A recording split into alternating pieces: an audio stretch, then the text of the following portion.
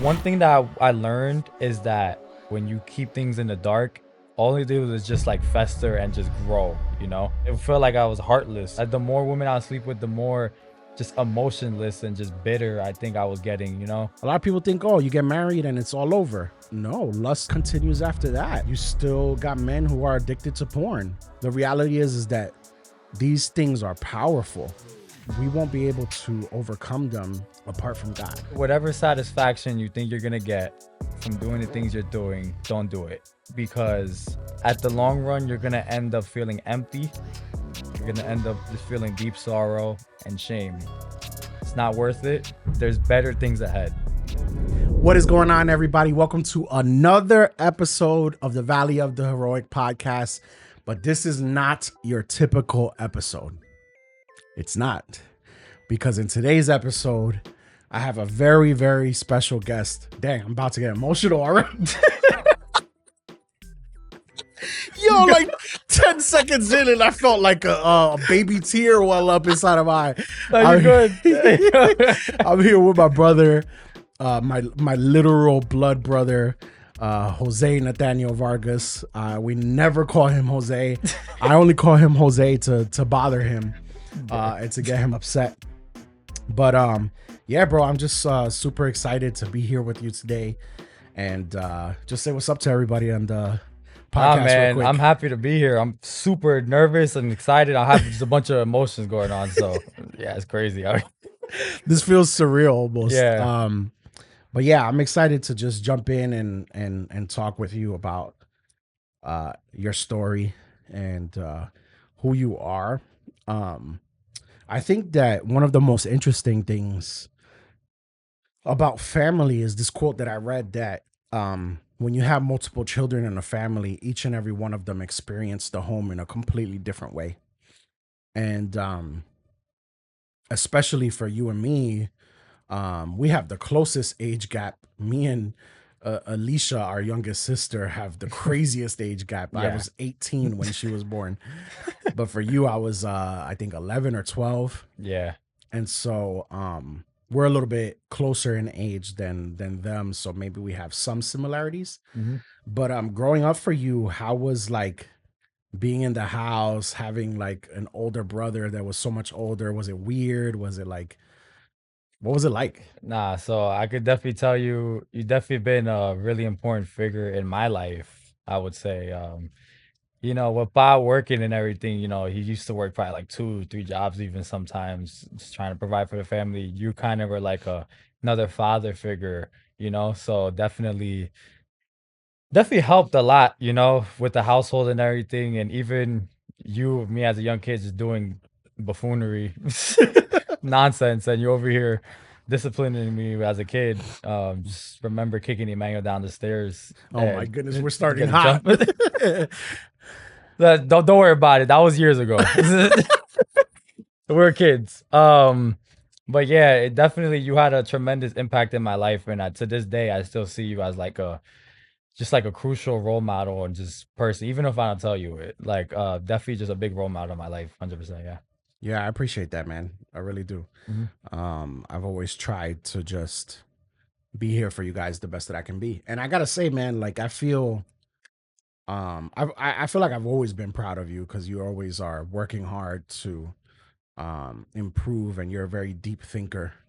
Um but I gotta say, like these last 2 years, I've been super, super proud of you. You just have really spent a lot of time dedicating yourself to not only your career and growing in that, but also your personal relationship with God, Appreciate that. becoming a better Mhm. man, becoming a not just, you know how the big thing right now is like a high value man, Yeah. and but it's mad toxic at No, the it's same super time. toxic. Super Refreshment Fit toxic. podcast. Yeah, no, yeah, like we're not going down that route. Yeah. Like it's Nah, crazy. definitely not. But like a genuinely like let's say a man of value. Yeah. Like you really worked hard on making yourself a better man and growing into that. And so I gotta say I'm really proud of you. But at the same time, that it's a process to get there. Yeah. Like I even feel every day I'm working hard to become better. And I know that you've had to work hard as well. Yeah, nah, 100%. It's definitely hard out here for us, Yeah. for real. Yeah. So let's jump into your story and into what led you up to these last 2 years of growth, and everything. I mean, a lot of times people like to start with their childhood, so let's just dive into that. Man, I just so happen to be there. yeah, just like proctoring it. Nah, man, where do I even start? Just like I will say that growing up in Fuente, it helped a lot as a kid, and you having the Bible class, everything, it helped me as a lot as a kid. I felt like I was really close to God even before I was 15, just like with Bible class every Wednesday, then going to church, even though I would dread it sometimes as a kid. It definitely was, it just felt like home. It felt like family. So Yeah. I'll say after that, when it broke apart and everything, we stopped going anymore. It took a shot like to a lot of aspects in my life, especially spiritually, like I was led astray, especially like in high school. It just felt so lukewarm, just like I would pray and everything, but I feel like just a prayer at night and that's all I would do, barely read the Bible. So it was a struggle.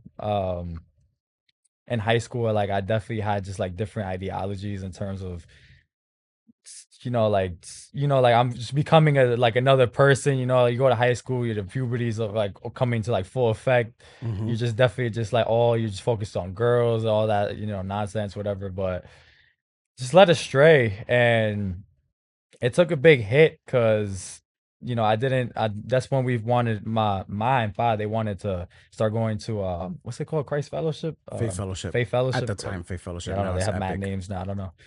And I think it's called Epic Church now. Yeah.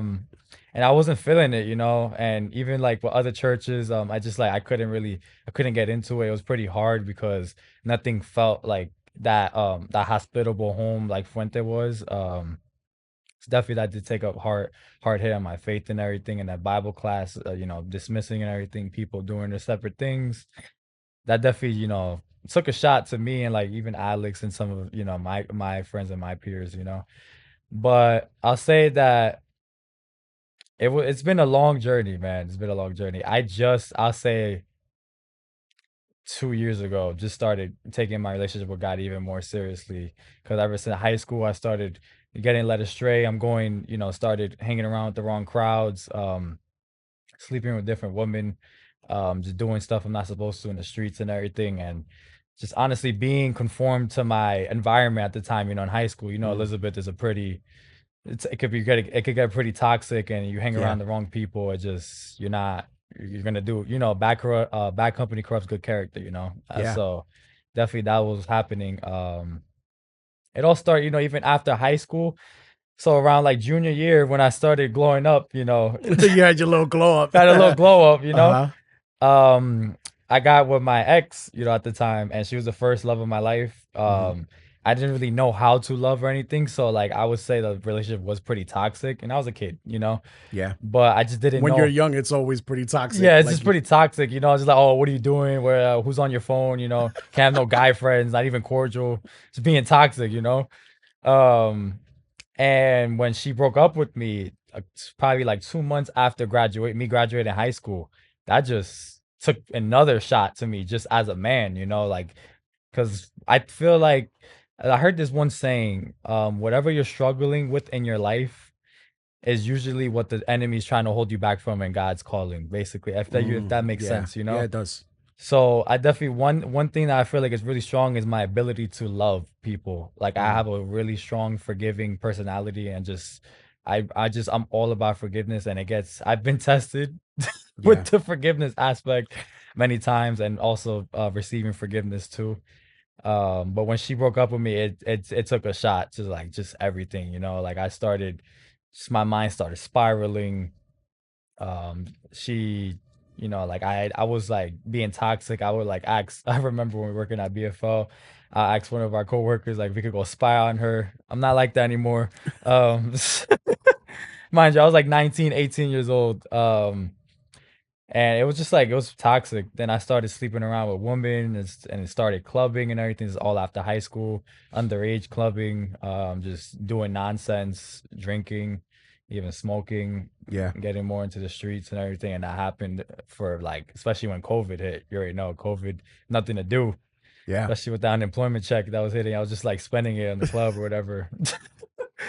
um, so yeah, definitely a pretty. It took a pretty shot, big shot, just my spirituality, which took a shot in every aspect of my life, for the worst. Let me Good, actually stop you right there for a second because I feel like good. you said something really impactful. How the enemy tries to attack you in the area that God wants to, the big area that God wants to use you in. Mhm, And I would definitely agree that you have a large capacity of love. Um, Actually, I would say that when you love somebody, especially somebody that you choose to love, mhm, like a friend or a significant, like a girlfriend, you're yeah, not married yet, right? yeah, But you dive into that, like you yeah. Go take that full seriously, head. Yeah, yeah. yeah, And um, obviously that can be a gift within the body of Christ to love on people, to disciple them, to share with them, to cherish them, and um, he wanted to corrupt your heart. And so, correct me if I'm wrong with the whole. Actually, let's touch on the whole Fuente thing, yeah. right? Let's Go go ahead. back there and then go Mhm, to the breakup, mhm, um, because again, you and I are talking, and I know what you're referring to, yeah, but um, I also want to know like what was going through your head because the reason why the Fuente thing fell apart, everybody's gonna say it wasn't because of me. mhm. Everybody in our family, I mean, but um, I don't know if we could say that maybe I was kind of the glue that was holding it together. I would say the glue. Yeah. Yeah, and so when I dipped and I was going through what I was going through, I don't know how that affected you.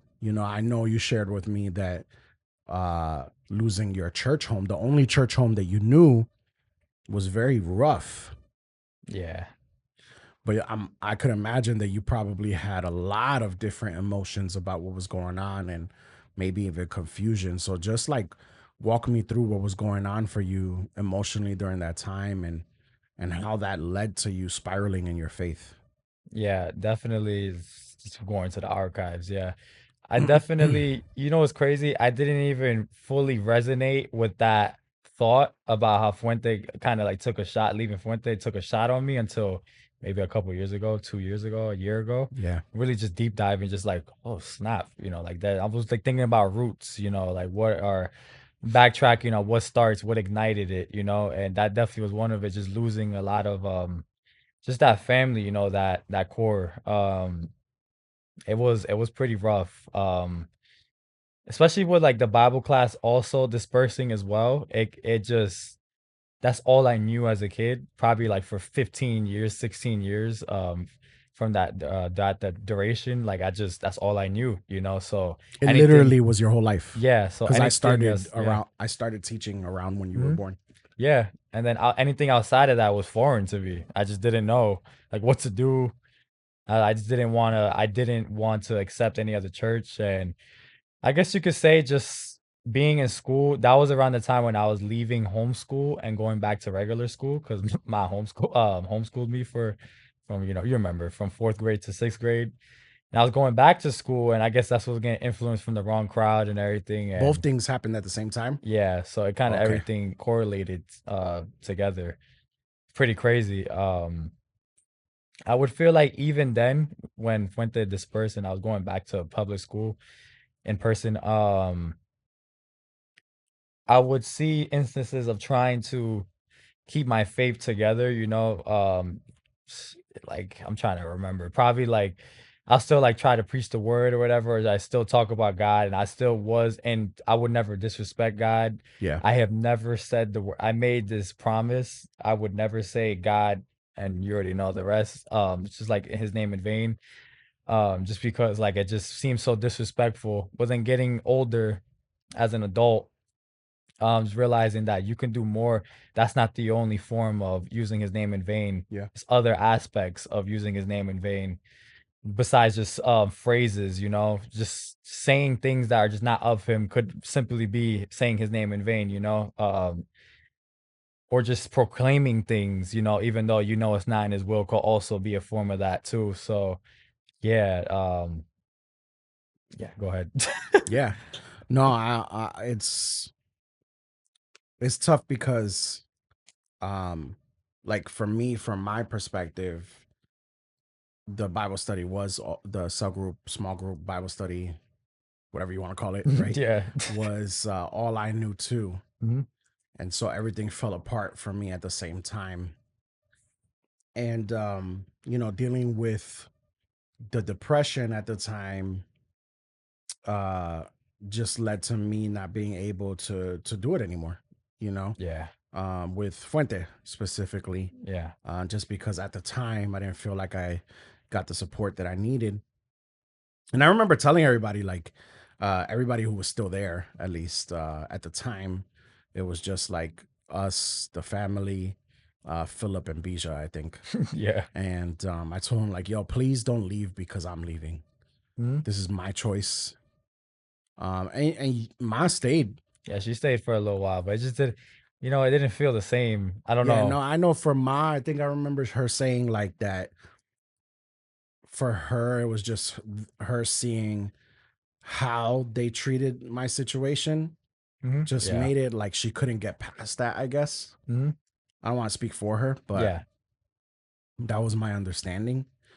And so, um, you know, you were what age were you when What year was it? Like it 2015 was or 2016? 16, something like that? Yeah. I was 15. Yeah, 15, so yeah. that's a rough age. Yeah. Like you're going through a lot. Yeah. Um and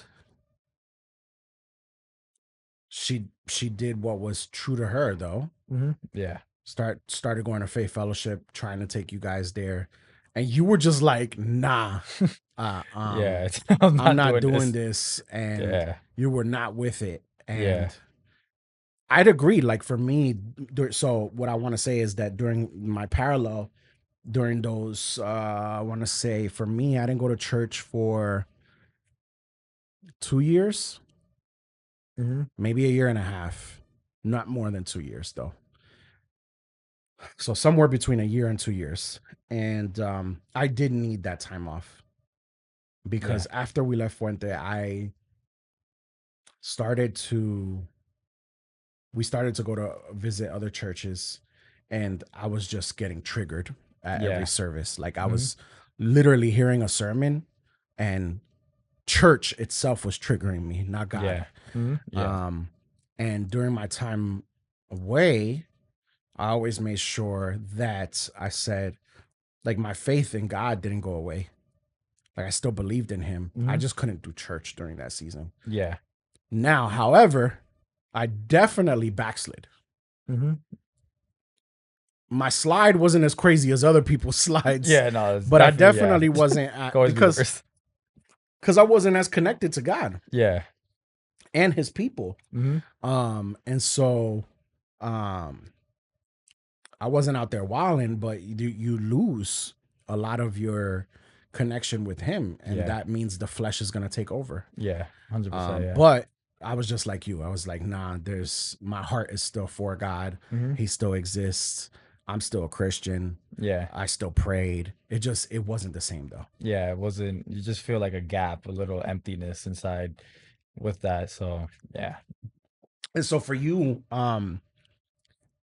that created this void, Mhm. this hole that you now had where something was missing that was like literally your whole life. Like thinking Yeah. about that now, when you said that, I was like, wow, it was literally his whole life, because when he was born was when I started being a small group leader. Yeah. And I was 12 and um led that until I was 27. Jeez, yo. Same small group. Jeez. And you were 15, and we disbanded the cell group. At that point, nobody was there. Yeah. It was just Mhm. us and Joanna. Yeah. Not even Philip was coming anymore. Yeah. It was just like getting lower and lower It every was year. dead, Yeah. dead. Like everybody had left because we came under some serious attack. I mean, I didn't get depressed for no reason. Yeah, no, of course. I feel like the whole It was a family in perfect general. storm. Yeah, I think it was just like he hit all fronts and it just hit us all hard. And I don't really know what happened with Emmanuel and Alicia per se because they Yeah, were younger, but I would like to think that they got attacked too, because it's just like Emmanuel just being defiant, Alicia just being stubborn and everything. Similar traits that I was having too. So yeah, definitely. And they were kids, they were little babies. yeah, Probably like, see, if I was 15, Emmanuel was like 12, Alicia was yeah, 10. So yeah. yeah.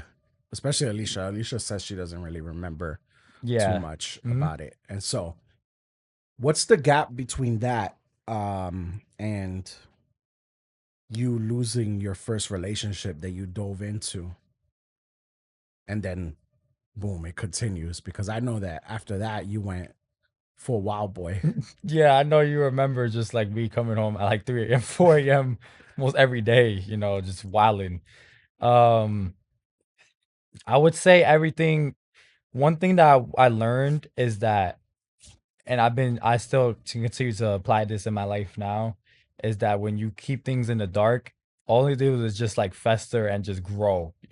Yeah, Don't let it fester, don't let it grow because then it's just gonna burst out and God knows what could happen. So that's good. definitely with leaving, with us leaving Fuente, Bible class dispersing, everybody just doing their own thing and just feeling so lonely. Um, I just I guess that was just like probably the enemy or just myself, maybe just like just like having thoughts of just like, oh, like you don't have to do this then because that was my world. Like I didn't know how to have a relationship with God outside of that, which is crazy now that I think about it, I you mean, you know? were 15. Yeah, it's 15, When I yeah. was 15, it was the same. Mhm. Actually, when I was like 25, it was the same. Yeah. Like, ministry was my relationship with God. It Yeah. wasn't until after the depression Mhm. that I actually was doing 5 a.m. with Jesus. You know what I'm Yeah. saying? Like I be Yeah. doing now. Which is always funny because let me not do that let me not do that. Like I was about to do somebody dirty. Yeah. but 5 a.m. That's my thing. Yeah. And that is the biggest thing that deepened my relationship with him. Why? Because I'm spending quiet time with the Lord myself. Mhm. My relationship doesn't depend on me and my wife and my kids going to church, Yeah. which is how it is for a lot of people. Mhm. Yeah. For a lot of people. And at 15, it makes sense. Yeah. It's like, it's not like, can you have a prayer life at 15? Absolutely. But we got Yeah. to teach people how Yeah. to Gotta do be it. And taught. Yeah. nobody's really teaching that, Yeah, 100%. you know? Yeah, I would say I just now learned how to be grounded in my faith in terms of no matter what season of life I'm in, you got to always trust God and trust the process. I know it could get really hard, especially with like a season of drought where you just feel like nothing's happening. You're just it's just constant. It's just linear. No, no nothing going up, nothing going down. So definitely I would say I have to. And even I'm still practicing. Look, I'm not perfect now. Still not. I'm still learning a lot of things. I'm also trying to unlearn a lot of things that I learned from Ma and Pa. In Yeah. terms of, and they're beautiful parents. I'll never wish anybody from any else to be my parents. But it could be like it could be harsh. It could be Nah, like harsh, strict I wish LeBron Christianity. James was my dad. Yes, LeBron James. LeBron is crazy. I don't know why that was the joke. I don't know why I said LeBron, but go ahead. I'm sorry. No, you're good. Because what was oh yeah, so You I wouldn't had to wish for other unlearn. parents. Yeah. And I had to unlearn because they could come off so strict. And I'll get into it later on how it correlated to who I'm with now, Yeah. just and trying to teach her and guide other people as well. So yeah. Yeah.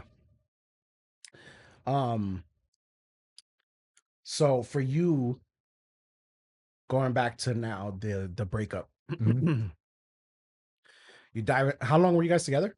We're together for like a year and a half, almost 2 years. We almost made 2 years. Yeah, She and it broke up was with me probably like serious. 2 months Like before you that. cared about that relationship Yeah. deeply. Mhm.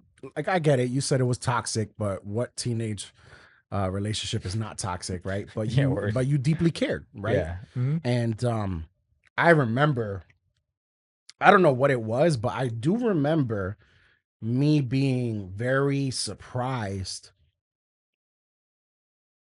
what's the best way to describe it? Like I just knew that you were committed to her. Yeah. Like there Mhm. was no way that you were going to have eyes for anybody else. Mhm. Yeah. You know what I'm saying? And I was like, wow, like, a lot of teenage boys are looking to get into as many pants as they can get into. Yeah.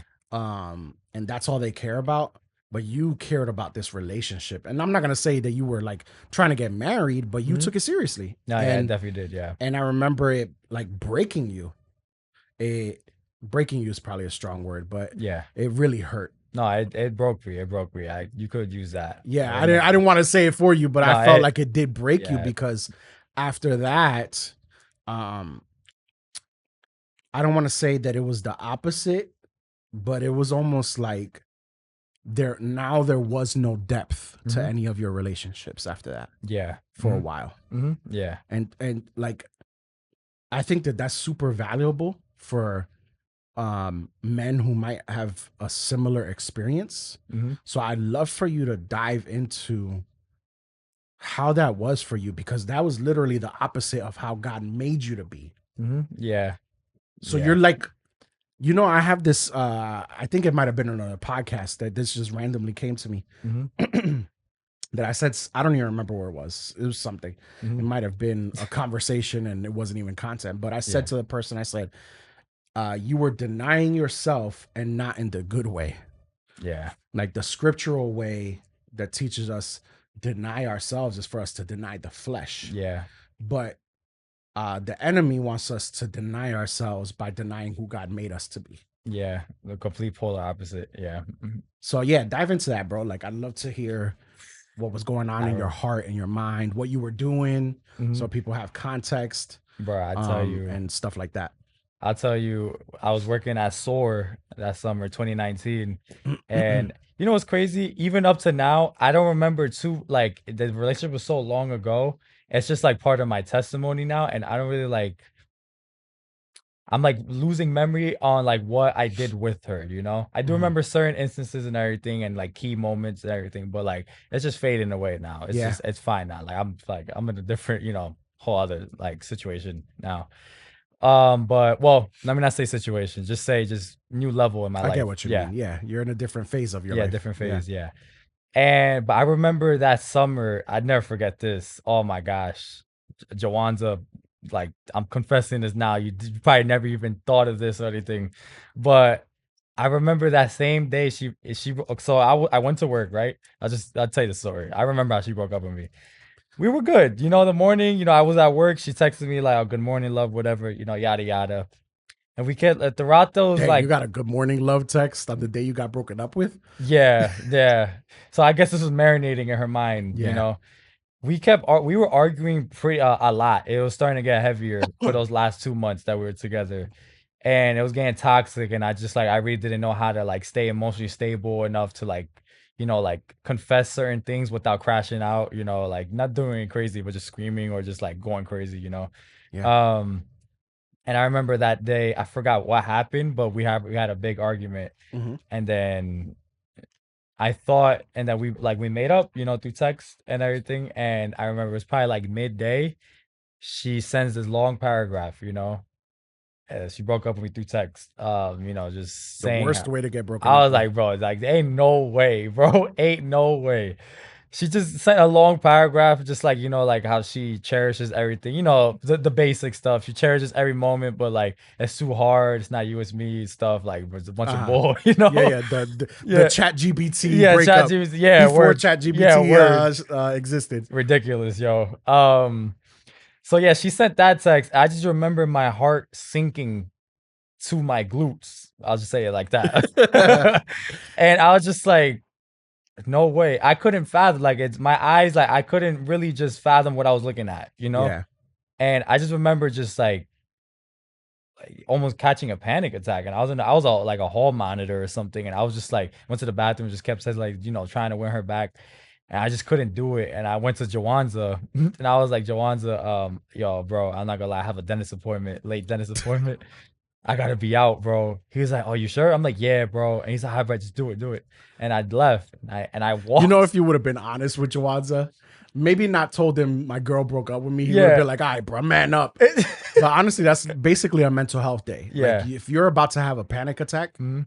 if you feel like you're about to like, Yeah. heart palpitations Yeah. Mhm. and like your palms are sweaty Mhm. and Yeah. all that, like you're not able to work. Oh, And you're like not. it's only now where mental health is taken more seriously, especially in the workforce. But Mhm. like I think if you would have been honest with him, See, I didn't know that. like I think he would have been like, yeah, bro, I understand. He might have been a little bit tight, but he might have Mhm. been like, all right, bro, I understand. If he thought about it and you presented it the right way. Mhm. But go ahead. Yeah. That No, so disappointment it that was. is I'll never forget it. I feel so bad, and I just like now thinking I forgot to even confess that to Jawanza because it was just so far away, Uh-huh. Yeah, long yeah. ago. So like Jawanza, we talk about it later. But yeah, so I walked from Soar all the way to her house. It's probably like a mile and a half walk, nothing too crazy. It was hot that day, 95 degrees. No, I just went, no music, just straight just walking, bro. Straight path. And I went to her house and, you know, I was just fighting for it back, like just crying and everything, just like, just like what, like like, I can change or whatever. Yeah. There's a Eh, gong over there. in the world, Yeah. just entered the twilight zone. Yeah, yeah. They probably didn't even hear it. But I That's know you were crazy. confused. And I thought it was like a transition phase in the podcast. Transition two. Okay, now let's go back. Lock in. All right. So I was trying to fight for her back, and it just was like not working and everything. She was crying too. Like I could tell. Like I will say, I'll give her some props. She was really mature about it. Hmm. In the way like that, she was just presenting it and everything, and she just like she gave a valid response and everything, and I just had no other choice but to respect it. Yeah. And even then, like I will still try instances to get her back, but I just remember being so. And I don't think I've ever been depressed, but whatever is close to that, definitely. I was just like, I'll eat, doing like the teenage stuff, just like probably listening to Drake in the corner, just in lunch, sore, just like disassociating from everybody. And Yeah. like, I remember Hunter like telling me that he would see me just like walking by myself, not saying hi to anybody. I just took a shot. And honestly, I didn't confess that to anybody either. Yeah. Barely did. Most person I ever did was probably to Hunter Hmm. and Ma. I remember I just couldn't contain it. I came home after that and I just started bursting into tears in front of Ma. I just fell down and I just couldn't function. Like that's why I feel like that's one of my callings, love and compassion Yeah. in a just big supreme way because bro, I couldn't handle myself, like Ma had to hold me up. I just like it sounds crazy to say as a man doing that, but it was a boy, but No, yeah, no, still. but I want to just add to that a couple things real quick, Mhm. and just hold your spot mentally. Yeah.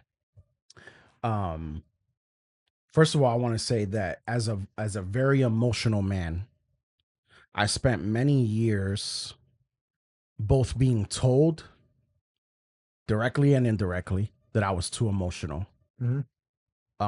and denying myself, not in the good way. Yeah. I gotta make some type of phrase, like Mhm. like Yo, catchphrase, like catchphrase for that because yeah. um it's really good, just because, man, the enemy will do a number on you. Yeah. And now, while I have worked hard to learn how to control my emotions, because you can't let your emotions just kind of like dictate who you are, right? Mhm.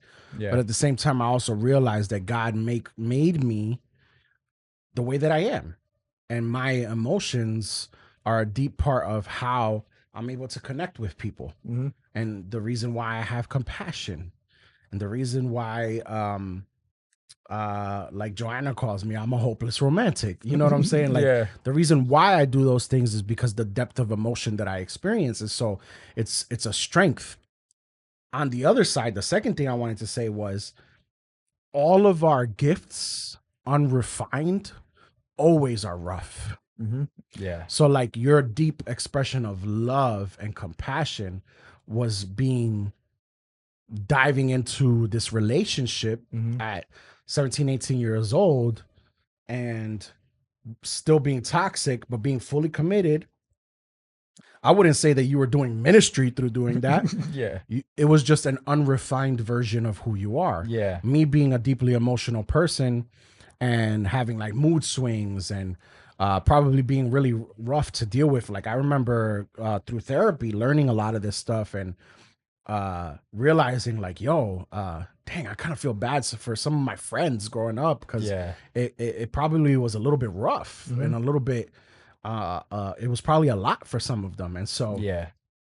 and they didn't really know what to do with that Mhm. because not only are we not given the tools to do so, but as men, we're told bottle your emotions. And here Mhm. comes Eric with all his emotions splayed all over the place. You're like, Yeah. what do I do with this? Right. Yeah. And so I get it. Mhm. Um, and I do feel like we do need to do a better job as men. Yeah, And part definitely. of that is us being able to say, this deeply hurt me. And I broke down. It Yeah. broke me. I Mhm. cried. Because that is part of who we are as a man. Mhm. As a Yeah. human being, you're a person who has feelings, emotions, who cares about things, and it did break you. That's the reality. And so, um, yeah, I say all that to say also that I it's amazing to see the gift that you have to love people and how God is refining and shaping that. But continue. Yeah, so I remember after that day and everything, it was pretty hard to just cope with my emotions. I remember it's funny enough, Hunter brings it up to this day. We were playing 2K and I was just blowing him out by 90 Uh huh. and no expression in my face whatsoever. No expression. Usually I'm like, I actually stopped playing 2K and 21 is a fun fact because it was controlling my emotions and just my anger and everything, Uh just huh. crashing out because like the game is ridiculous. But the fact that I had no emotion, You know my deep hatred for 2K. yo, 2K is so annoying, bro. It's the same game every year. So we could go on a whole 2K rant on the Yeah, yeah, yeah, podcast, but yeah. we're not do That's a that. whole Yeah, podcast this is a episode by podcast. Yeah, itself. word. Ridiculous. And the fact that I was displaying no emotion playing 2K, it was just like Hunter's like, what? And like he knew how hard it was hurting. And I would say those a couple of months that were cruising by and everything, that's what started festering inside. That just I felt resentment for myself, just like, oh, just or just shame, is like ashamed of myself, like, oh, how could I let this go wrong? Like I couldn't fathom losing her, you know?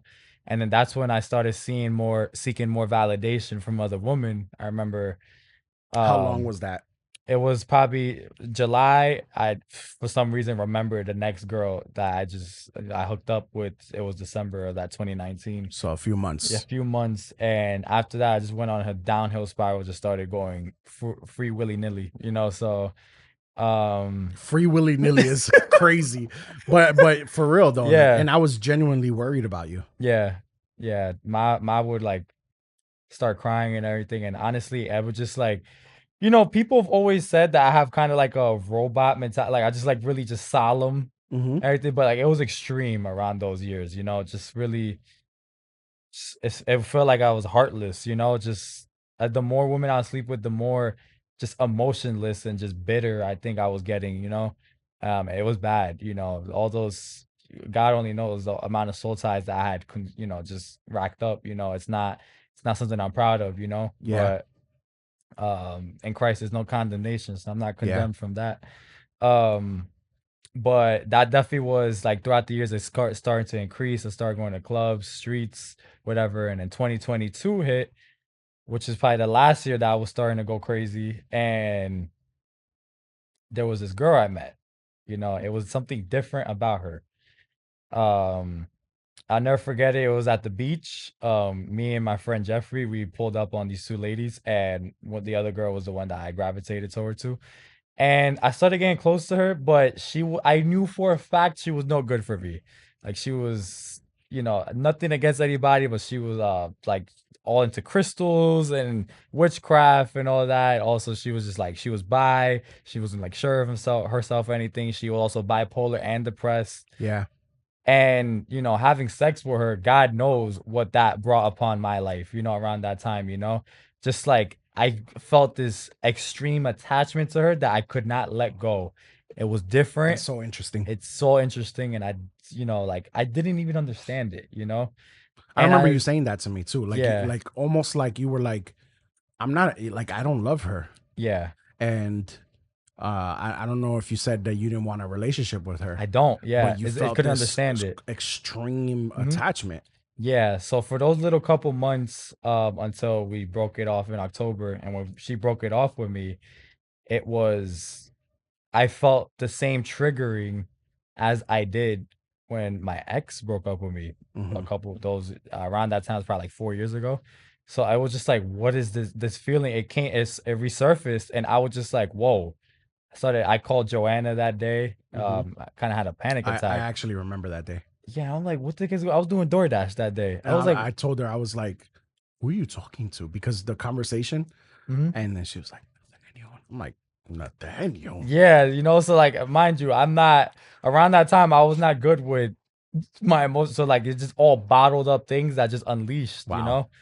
And it was just like it was a sad, it was just that day was just ridiculous, like it's just I couldn't function. But I think it was a blessing in disguise on that relationship ending because the amount of and I pray for her, like I wish her the best, Yeah. but it just I know for a fact that it was I could have been in even worse spot, 100%. I feel like with that kind of revelation that I got, definitely I could have been in a really bad spot. And I resurfaced. So yeah, that was definitely those years were crucial to me being in the streets, being just sexually active with other women, doing things I'm not supposed to, going out at night. So yeah, 100%. It definitely was a crash out. Mhm. Like you just went through a couple years where you just, like you said, you were heartless. And I think that it was like it's almost like you felt, because this is something that I went through, where kind of putting yourself out there as your genuine self, Mhm. and then like if you put your hand out and then somebody smacks it, Yeah.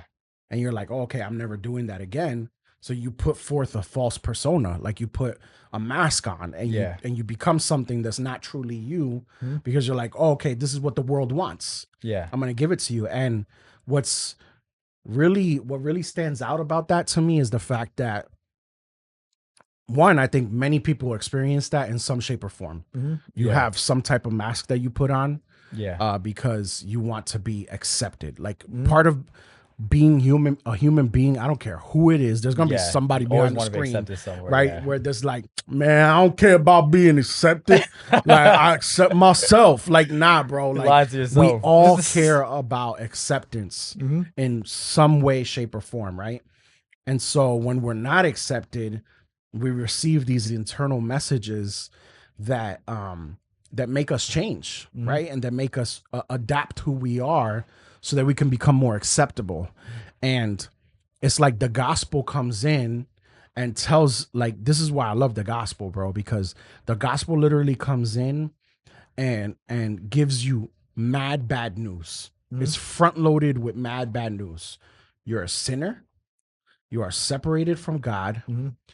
You were born in sin. You will die in sin. Yeah. You can't stop sinning, and the only way to get to God is to be sinless.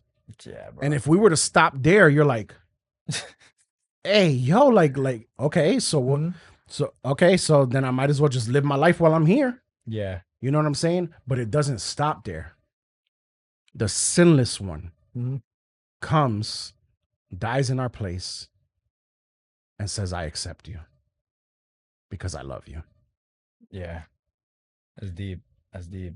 There was I was training one of my clients, I think a couple days ago.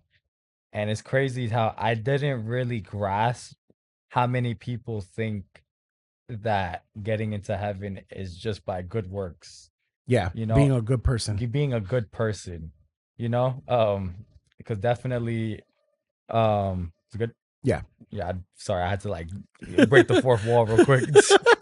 um, because she was telling me how she's gonna I was telling her about a homeless man, right? He just want There was a story article that came out that homeless man, this guy got blessed. He found a lottery ticket in his pocket in a laundromat, and the lottery ticket was worth $24 million. Sheesh.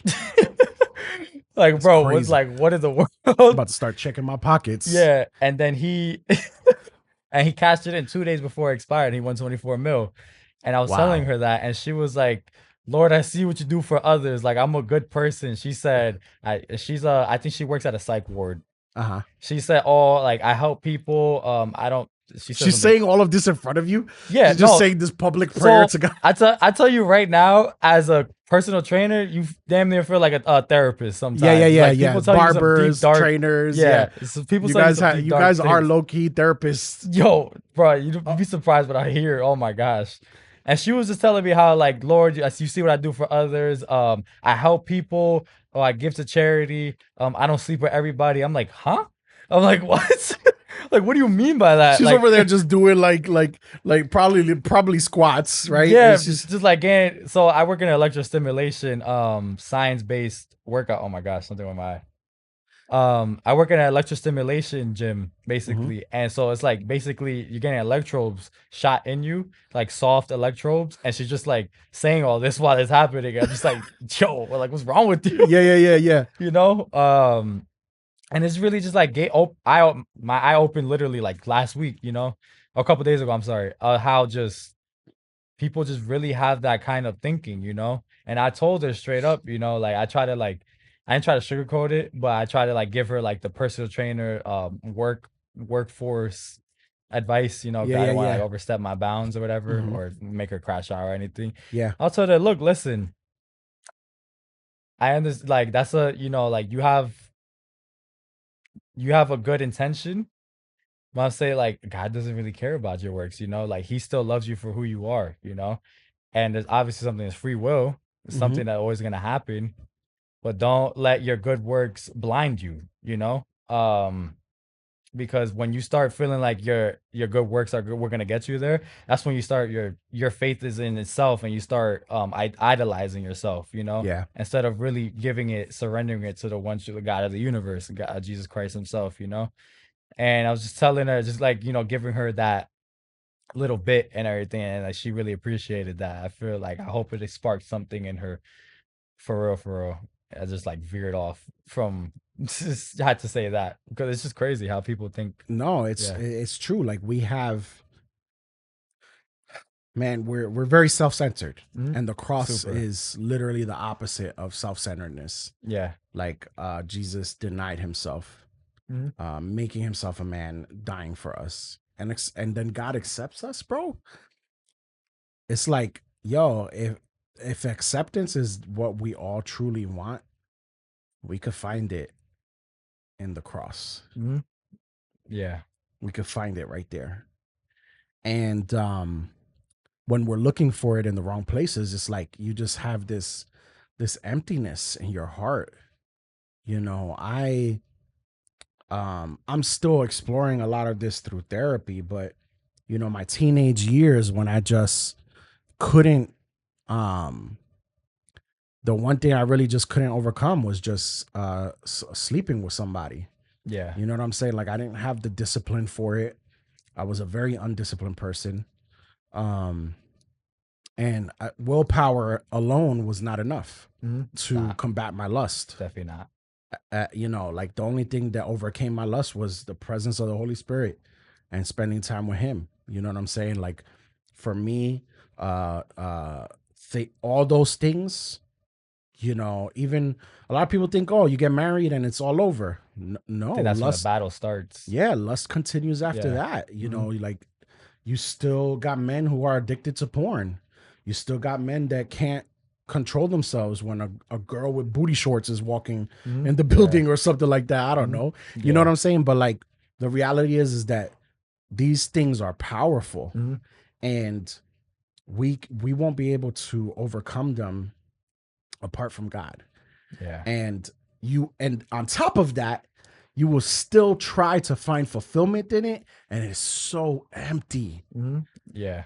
So we keep going back to it. It's crazy. Yeah. It's crazy how much we desire sin when we're living in the flesh, go to it, never feel fulfilled by it, and then we keep doing it and doing it and doing it.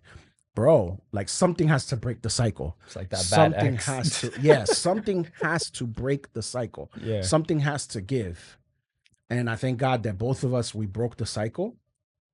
I'd love to hear from you. What was it that finally broke for you? Hey, what is going on? Listen, really quick, I just wanted to interrupt this episode to give you a quick message about our Patreon page. Patreon is a platform that allows creators like me to be able to make exclusive content for people like you, and in turn for you to help support our ministry efforts and our creative efforts in trying to advance the gospel to everyone that might be going through a painful situation so that they can believe that their valley has purpose and they can roar on their mountaintop. Would you consider joining our Patreon today, becoming a member, and supporting us in that goal so that we can reach more people for God's kingdom and bless more lives? More information down below in the description. Let's go back to the episode right now. See you guys later. I definitely say this is where it starts getting real. My special friend that I'm with now, um, been through a lot. Um, she is what really helped me elevate to a new level in 2023 after all the chaos and everything. After that happened with the girl from 2022, it sounds like I'm like a jiggler or something. Like I'm not like that anymore. But after 2022, I like, for a couple months after that, for the duration of that year, I just slowed down, calmed down because not seeking God for guidance, but just something's got to give. And it just like, I was just like in a mental, I was just like a halt, I got to like relax, You focused on yourself for a Yeah, bit. just focus on myself. And I met this woman, and we gained a great, like I love her to death, and I would say she brought out something in me that I'd never seen before. She definitely, it was like she inspired me to be the true masculine self and the man I am today, and like obviously we both have our faults. We started off in a pretty rough spot.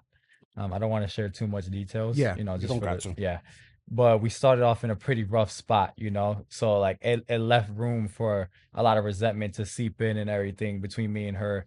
But throughout that, I seen how she coped with everything and how she reflected love and forgiveness back to me, and that's something I just can't I'll never take for granted, like it was like a reflection of what love could be, what love truly is, and I've just felt so undeserving of it, like finding a woman that just was able to do that, and it truly inspired me to lock in, now I say I did get closer to God, but I didn't do it at first.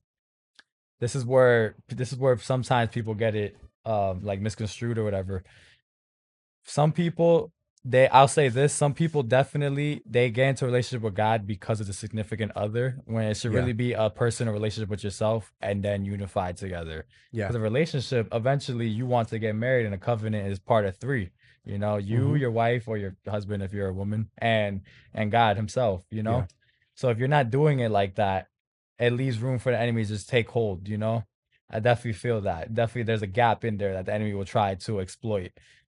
yeah. Definitely, he tested us mentally and physically.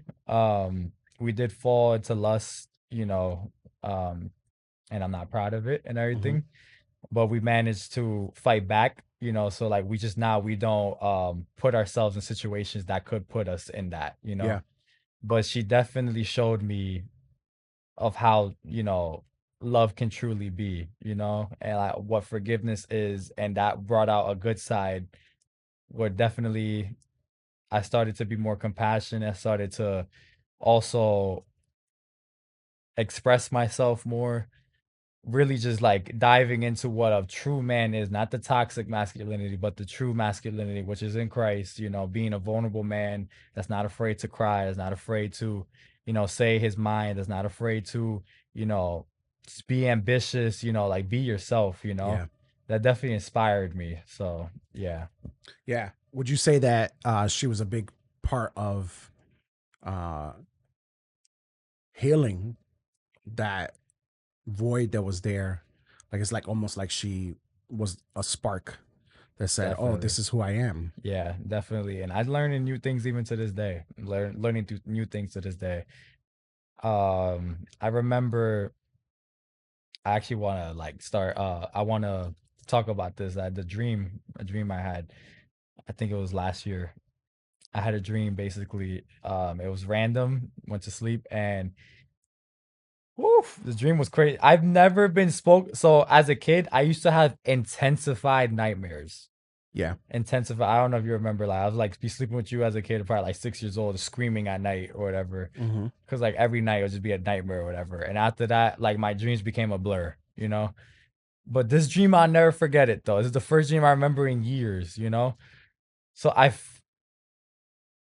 feel like this dream definitely was God speaking to me in such a surreal way that he just I know I probably don't think that dreams are my gift. A lot of people have that beautiful gift. I don't think I have that, Yeah. but he definitely used this for that. No, Yeah. it was like a wake up call dream. So in the dream, basically, I was in an Apple store, Hmm.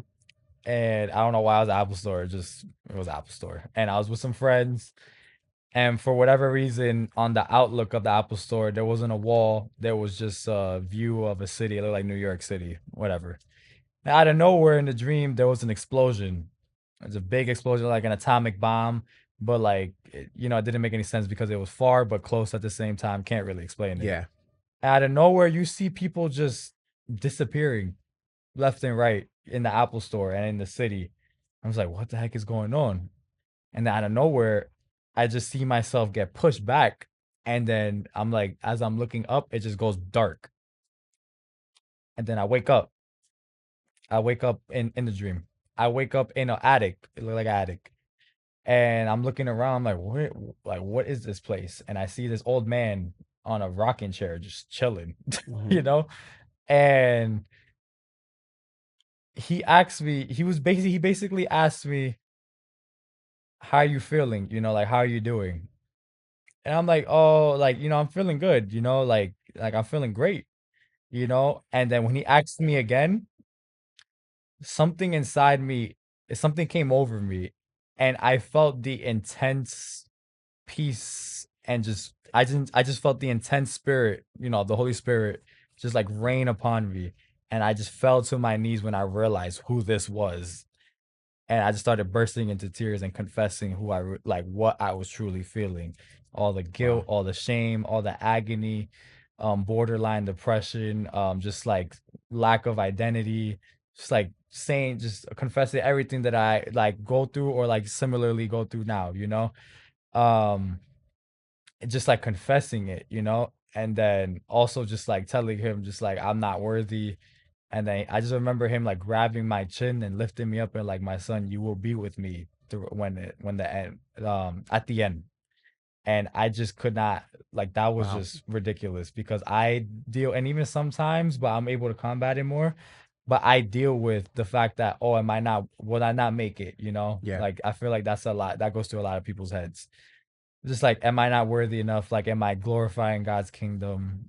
And like, he just reassured me, and that was the craziest reassurance I've ever had in my life. Wow. Then after he took me on a little journey, so we like teleport. He started showing me my life through movies. I love movies, Yeah. and he started showing me examples of my life through some of the movies are like Transformers and Moana, random movies. Hmm. And he was just showing me glimpses of like what I've done wrong and what I've done right.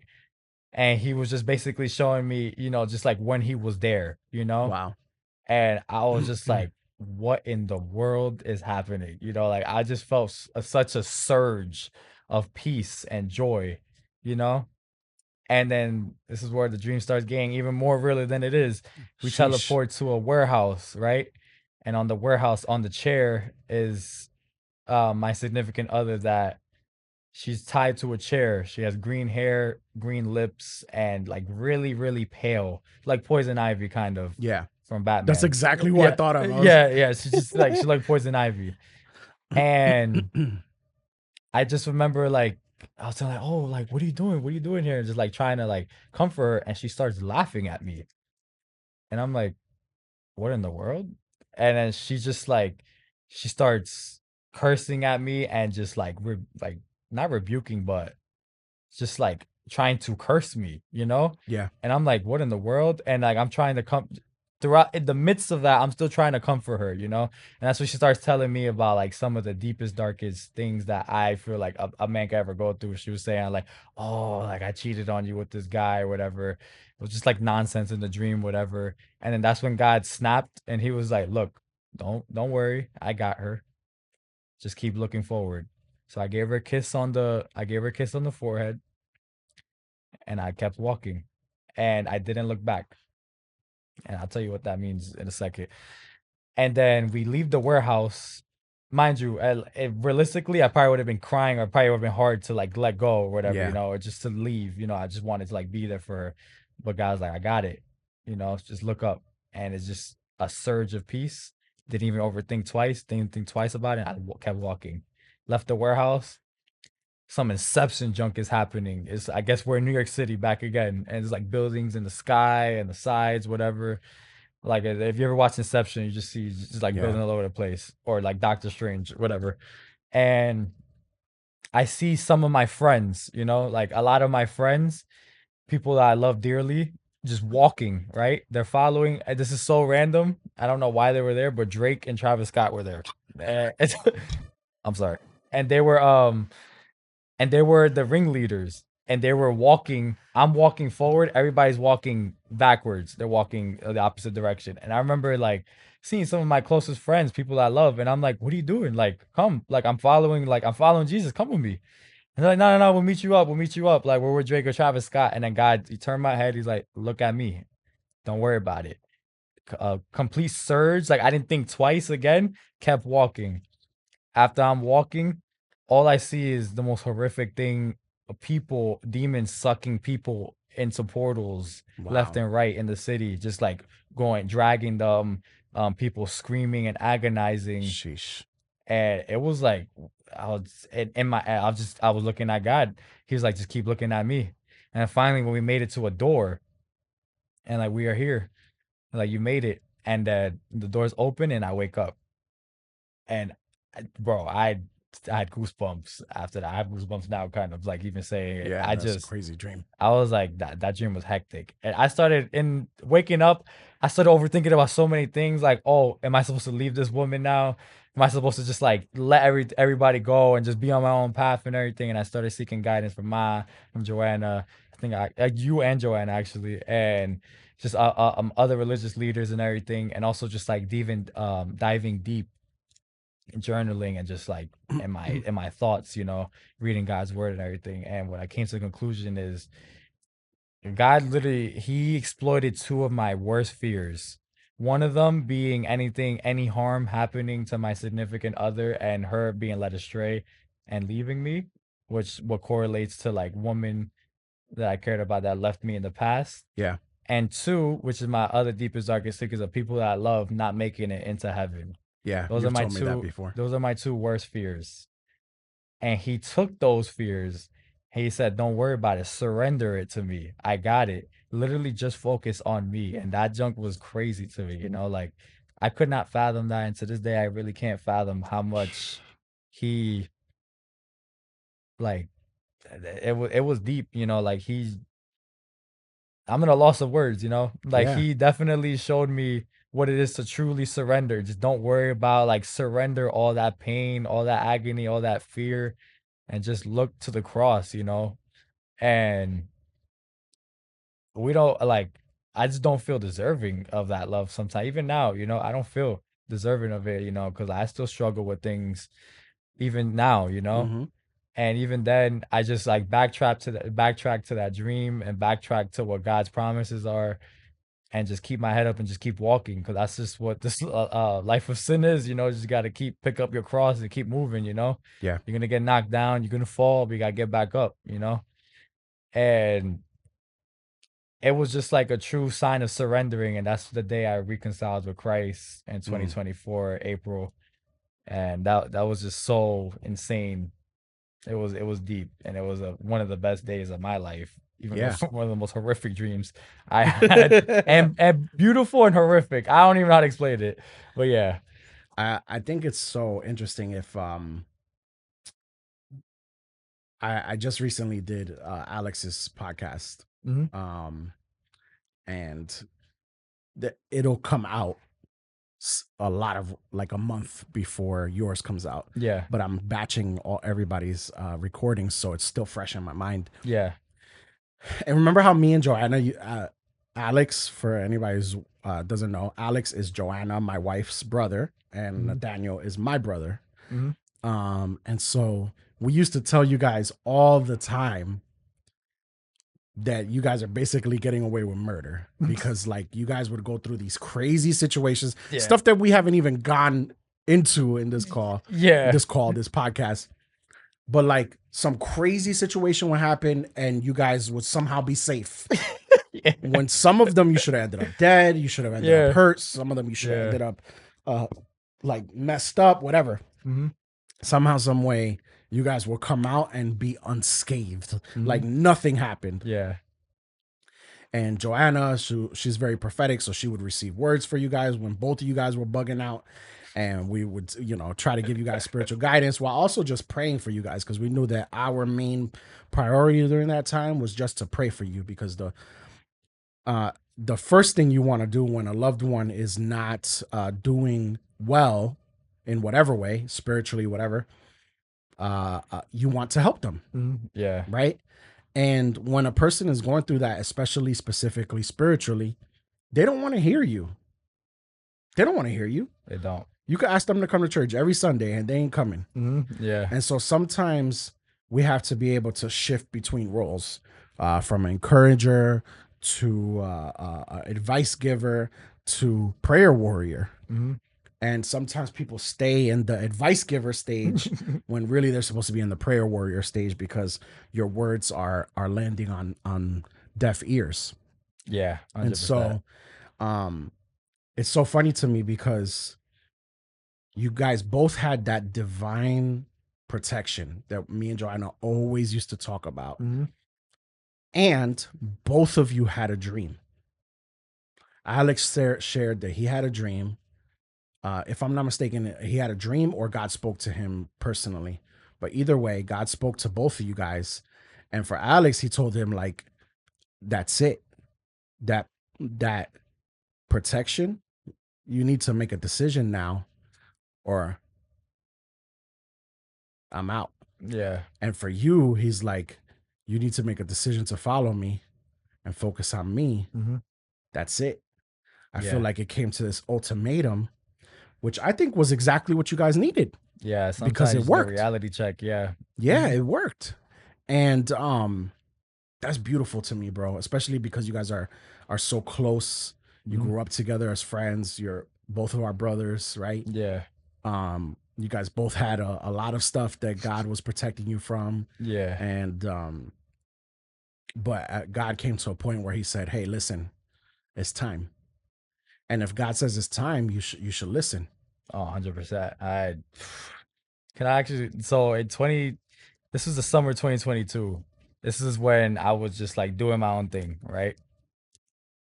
I remember dropping off one of my friends home, right? It was my one of my boy's best friends. She lived in the Bronx, and I was dropping her off home. And basically, when I got to her house, and it's not the first time I did it, as she didn't live in a projects. I would never walk someone to their house in a projects. It's like, you got to do your own thing. That's crazy. It's like you chose to live You here. just chose to live here. You got to deal with that. Like you alive right now, so go ahead. Yeah. You que te vaya con yo. Like no, but she lived in like a complex, just like probably like a 16 apartment complex, whatever. Hmm. It's not similar to like something you've seen in Elizabeth, whatever. And it's not the first time I walked her to her house, just out of safety or whatever. And well, for more context, it's a girl I used to talk to briefly, really briefly. And I remember walking her to her apartment, like the door, just like the outside of the complex and whatever. I'm saying bye to her, and I hear some like maniac running down the stairs, right? It's New York, it's 4 in the morning. not really You're paying not too much thinking nothing attention, of it. not thinking nothing of it, you know.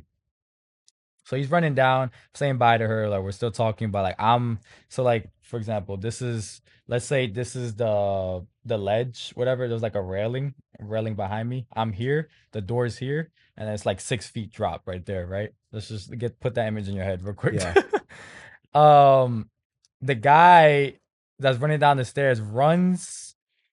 He kind of like bursts the door open, right? Pretends to run past me, and out of nowhere just swings at me with full speed. I managed to dodge it at like point blank range. It hits the side of my jaw, and he uses my momentum to flip me off the railing. And I fell like 6 feet on my back on the floor. And around that time, I got injured playing basketball. So I had a hyperextended elbow, which, if you know, if you had ever had that, you can't even move your arm that much. So I had no business even being outside in the first place. Yeah. So I got up and I was ready to like I was gonna fight this guy, you know, because like what God knows what like going on in my head. Like it's just a million thoughts. I'm in the middle of the Bronx at 4 in the morning. He just barges the door open and just punches me and then flips my body. I go to challenge him and I see him reach for something in his pocket. Now I left my car like a dummy. I left my car double parked and I left it on. I had my keys. No, I had my keys in my pocket and my Your phone wallet in was in my the car. pocket. My phone was in the car though. That was the only thing I left in the car. And as soon as I see him reach for something in his pocket, I didn't think twice. I ran. I ran faster than speed of light. I started running zigzags, hopping over cars, trees. Like, yo, this is like, you name it. I was not about to get shot in the Bronx. Yeah, yeah, yeah. And all he was like, no, come back. And he's just like cursing at me and everything. And he takes my car. My car's in a Honda. You can still drive the car 100 meters if the key is nearby. So he was like chasing me with the car, which is crazy. Someone Your chasing me in own my own car. car. Yeah. And I'm just running. And I'm running like I'm just booking it 3 in the morning, 4 in the morning, whatever time it was, and just running all over the place. I don't know where I'm at. And mind you, probably don't deserve this. I made a quick prayer, you know, obviously out of like scarcity, whatever. I made a quick prayer. I'm like, Lord, like I need you, you know, like just help me. That's all I said, you know, like Yeah. while I'm running, just like out of breath, out of nowhere, an ambulance pops up. I kid you not, this was like the craziest thing ever. I didn't hear no ambulance noise. Out of nowhere, I heard an ambulance noise as soon as I finished the prayer. And I started running toward the noise and I hitchhiked. And I was just like, this, whatever. The ambulance stopped and I was telling them what's wrong. I was more worried about the girl too because I didn't know what was going on at the time. So I was like, oh, this guy just randomly attacked me. I dropped my friend off at her house. Like, you gotta go there. They asked me the address. I'm like, I don't even know the address. I'm not from here. It's just like it's probably like 2 blocks down, whatever. I don't even know. And you don't And have your phone. yeah, I don't have my phone on me. I try to check it. I don't have my phone. I just have my wallet and my keys. So I'm probably in the ambulance, just chilling there for like an hour and a half.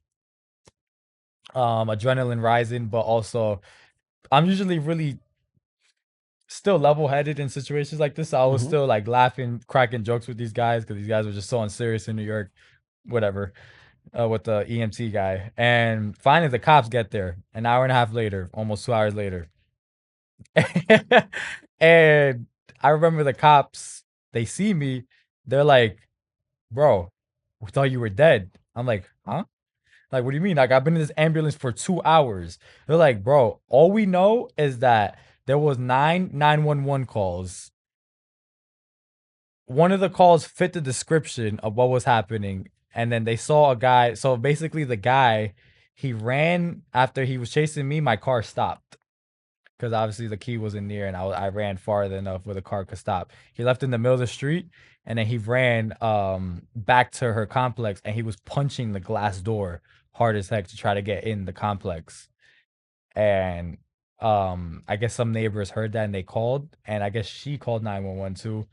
And some of the cops that they were responding to the other 911 calls, they saw that and they see some random guy just punching a door and they just arrest him. Like, what are you doing? He had Yeah. blood all over his hands and all that. Wow. And then they started matching descriptions of the 911 calls and they realized that this is the guy from that 911 call that my friend called that she did the phone call for. I'm like wording things weird. And they arrested him and all they know is that from that 911 call I was missing for 2 hours. My phone and car are in a random spot and they can't find me, you know? Mind you, they gave me my phone back because they found my phone. It was probably like 150, 200 missed calls from Yeah. Meanwhile, everybody. we're in the house wondering where you are. Everybody about to go World War, like they about to go Red Dawn over here to the Bronx. It was crazy. Yeah, it was pretty nuts that day. That day, actually, we just came back from the club. What this is why you just don't go clubbing, guys. So the cops they take me back to the spot. I'm in this is probably like the second, third time I'm in a cop car ever in my life, whatever. And I'm back, but they tell me not to get out the car. And basically I'm on the phone with some of like the people. Emmanuel, he probably had one of the most traumatic experiences throughout that time because Jeffrey, he called. So basically, this is how it happened. She called her best friend, which is my boy. We were all at the club celebrating his birthday. And he was like, "What? What's going on?" And then she's like, "You gotta come to the Bronx now. You gotta come now." And then they all came. They probably got there in like 25 minutes. All my friends, there's probably like 15 of them, Yeah. all deep. And Jeffrey, he called Emmanuel. He called Emmanuel, and Emmanuel's like, "What? What's going on?" And then Emmanuel, he goes upstairs and he's like screaming at my phone, Nathaniel's missing. Oh my goodness. And then they're like, what? And then Emmanuel's like calling, spamming my phone. And all you see is like he hears someone pick up the phone. And it's a cop. What do you expect? Yeah. That's traumatic. Emmanuel started busting into tears, thinking that his older brother was dead. Mind you, I'm just laughing in an ambulance, Yeah. just waiting, which is That was crazy. the worst part. Like you were Yeah. just chilling in the ambulance and then we found that out. Yeah. But to us, we're getting calls saying that your car was found in the middle of the street. Hmm. We didn't even know the thing about the guy yet. Yeah. We found that out a little bit later Hmm. because your boy probably told somebody that told Emmanuel, but Hmm. we got a call about the car being in the middle of the street and your phone was in there and we're like, what is going on? Where's Nathaniel? All of a sudden I see my stepdad grabbing a baseball bat. I'm getting a call from Chito saying that they're on their way to the Bronx. I got baby girls, so we couldn't like, Yeah. like there's nothing we could do. We was just in Yeah. prayer mode Yeah. and it was crazy. Like, and that Nah. was like an hour, right? That we were It, just kind of in limbo. Yeah, probably an hour and a half, something like that. Probably around the duration that I was in the ambulance. Yeah. And I just remember um the cops take me to the precinct. One of my boys takes my car and then he like picks me up at the precinct. And the cops were telling me how basically how the story sum up, this is that girl's ex. Hmm. Basically, he's been trying to get with her for months. He saw in her story that she was at the club. He started freaking out. He was like going crazy, like, "Oh, like what are you doing at the club?" Texting her. Mind you, in the club that day, she asked for my phone. I didn't think anything of it, so I gave it to her. And I thought she was just taking pictures, but she was blocking him off my account so he doesn't find out I'm with her. So he doesn't harm me or hurt me. And she Mm. did that for my best friend and some of my other boys too. Jeez. And so like I thought it was a setup at first. I and Elizabeth, you think everything's a setup at Yeah. first, which I thought it was for a hot minute, and then I was like, nah, like I started to like see the situation for what it truly was. And basically the guy he found out she's at the club, so he somehow got into her complex and he was gonna wait for her outside her door. He was inside the complex outside her apartment door. But And he had something in his pocket. yeah, So I think so. I think God knows what yeah, he was God going knows to what he do to had her. because I didn't think twice to see what was in his pocket. You see someone reach in the pocket. I'm That's not it. Batman. Yeah, yeah. No. Like I'm running. Yeah. Especially I had a hyperextended elbow. I probably would have got killed. Yeah. 'Cause I can't even. I had it on my dominant arm. I would have got destroyed. And basically, he was waiting outside her apartment, and then when he heard, I guess he saw me through the window, and he ran down the stairs basically. Hmm. And it's crazy because when I dropped her off, I had this like instinct of like I should walk her to the door. I wasn't gonna do it, but I did. And then that happened. And also the prayer, me praying, which I didn't deserve it, because me still honestly beyond lukewarm, I was just like being just a guy that just knew that Christ existed and Yeah. that's it.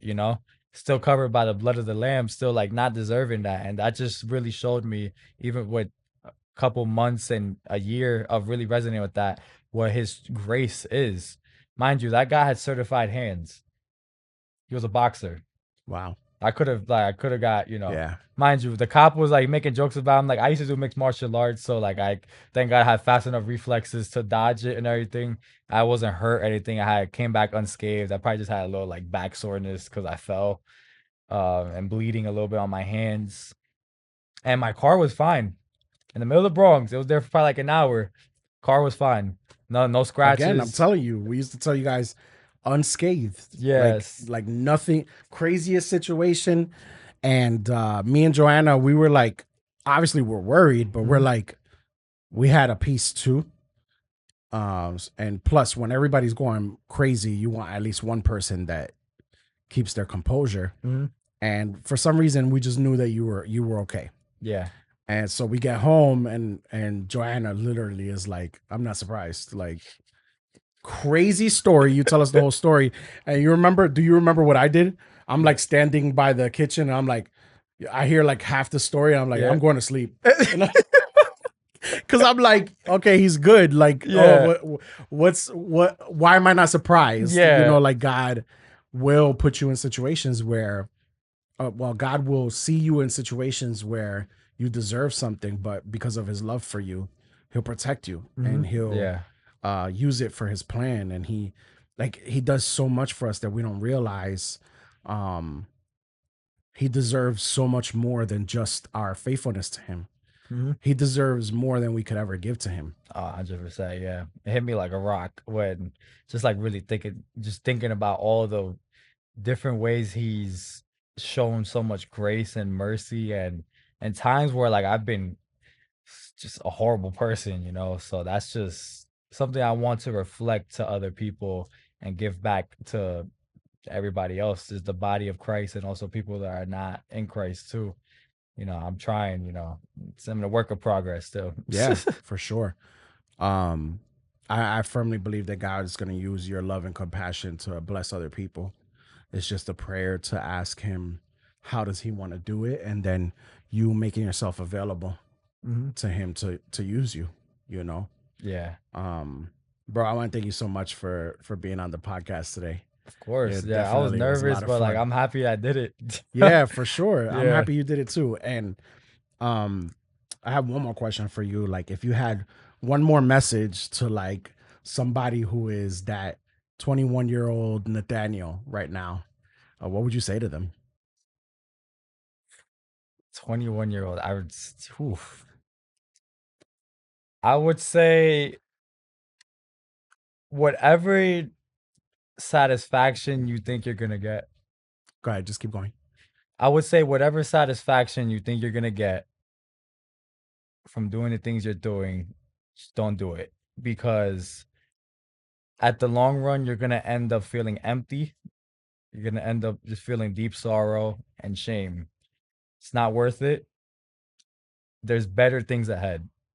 Like I'd pick my head up and tell you like you are saved by grace, like reminding who I truly am, like speak out, speak on your emotions, don't bottle them in because in the long run it's not going to end up too good, the Yeah.